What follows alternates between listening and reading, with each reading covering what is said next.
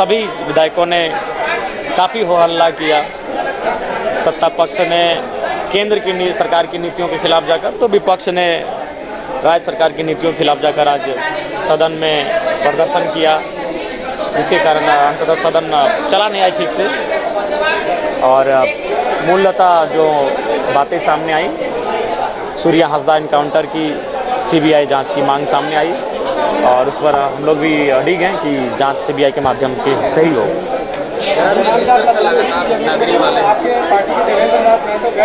हम भी गए थे। देखिए, नगड़ी की ज़मीन का जहाँ तक प्रश्न है, लगभग 200 एकड़ के आसपास ज़मीन है। वह ज़मीन पूरी तरह से समतल है, वह ज़मीन उपजाऊ है, और अगर उस ज़मीन का अधिग्रहण नहीं किया है, उचित मुआवजा नहीं दिया है, उसके बाद भी अगर आप कोई कार्य कर रही, तो ये गुरुजी के सपनों पर आघात है।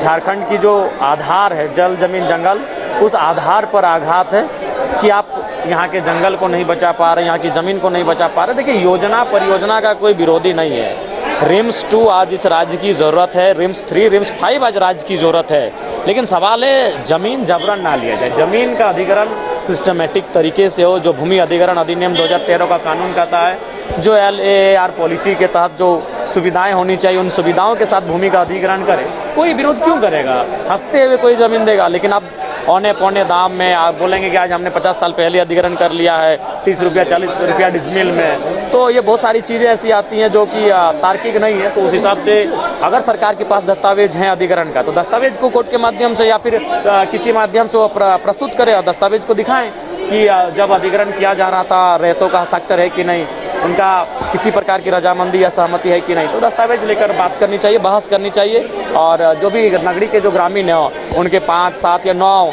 प्रतिनिधि मंडल को सरकार को बुलाना चाहिए और बैठ के बात करनी चाहिए। इरफान अंसारी लगातार अभी भी कह रहे हैं कि रिम्स 2 नहीं बने, नहीं वहाँ नहीं बने रिम्स 2 अगर इरफान अंसारी जी बनाना चाहते तो हम लोग थोड़ी विरोधी हैं। प्रत्येक दिन हम लोग को भी 10 से 15 बीमारियों का समस्या सुनना पड़ता है। तमाम डॉक्टर से फ़ोन में टेलीफोनिक बात करनी पड़ती है। कई जगह 10,000, 5,000, 20,000, 25,000 रुपये बिल माफ़ करने के लिए फ़ोन करना पड़ता है। तो स्वास्थ्य की समस्याएं आज नंबर 1 पर है इस राज्य में।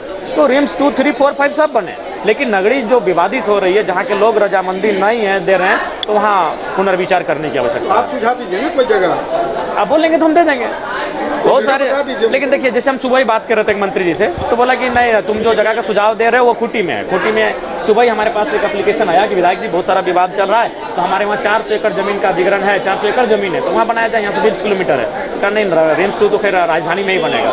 तो हमें लगता है कि अगर देखने जाए तो बहुत सारी ऐसी ज़मीनें पड़ी हैं जहाँ पर आप इस काम को कर सकते हैं। 1932 का टी-शर्ट मेन क्या है? काफी लंबे समय के बाद 1932 की नहीं, देखिए, इस बार हमको लगा कि बोलने का, देखिए सबसे पहला बात है कि आप जब सदन में आते हैं तो कई तरीके से आप अपने आवाज़ को रखते हैं, या तो बोल के रखते हैं, या तो लिख के रखते हैं, या तो सांकेतिक रखते हैं, या तो शब्दों से रखते हैं। तो इस बार हमें लगा कि शायद इस बार बोलने का अवसर नहीं मिलेगा। सदन बाधित होने का संभावना पहले से था, और मात्र 2 दिन का सत्र बचा है, जिसमें एक दिन तो गैर सरकारी संकल्प चला जाएगा, एक दिन बचा है। तो एक दिन में हम स्थान नीति पे बहस करें, नियोजन नीति पे करें, विस्थापन नीति पे करें, कृषि नीति पे करें, या किस विषय पे बहस करें, वो मैंने कम समय बचा है। तो इसलिए मैंने कहा कि कभी कभी शब्दों से, कभी कभी लेखों से, कभी कभी लेखन से भी अपने संदेश को बताना चाहिए। इसलिए आज पूरे सदन में मैं 1932 खतियान ये टी-शर्ट पहनकर था।